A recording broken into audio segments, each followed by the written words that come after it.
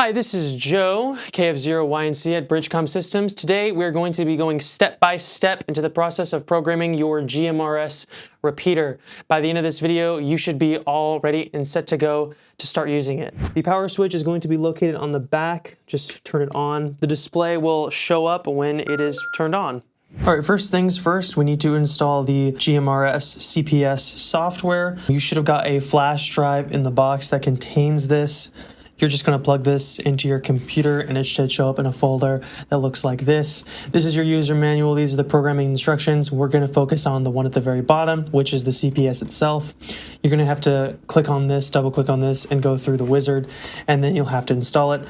Once installed, it should have this logo right here, the BridgeCom logo, and then it should look a little something like this. It's going to be empty. My repeater is already red. What you're going to do next is you're going to go ahead and go over to COM port so we can connect your GMRS repeater to your computer, and you're going to select the COM port that corresponds with your programming cable that you plugged into your GMRS repeater. In my case, this is going to be 7. Then we're going to hit connect. Once it's connected, you're going to go ahead and read your GMRS repeater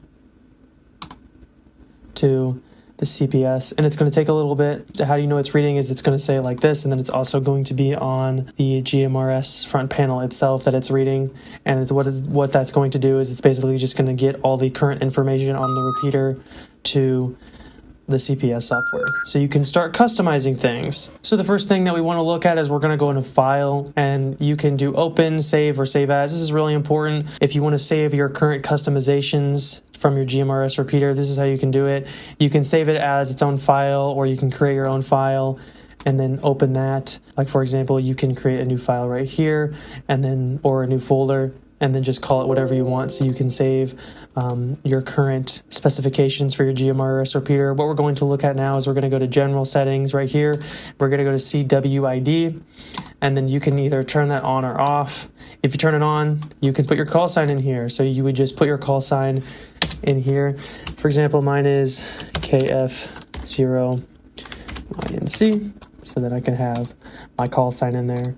And then you could have a voice tone instead if you wanted to, which just announces your call sign. So if you had an audio file, you could use that as well. For now, we're just going to stick with CWID. Next, we're going to go over to the analog channels. Just going to be right here under channel group. These are all your channels. So the GMRS repeater only has a maximum of 8 channels. This is every GMRS repeater. You cannot add or take away channels. This is all you get.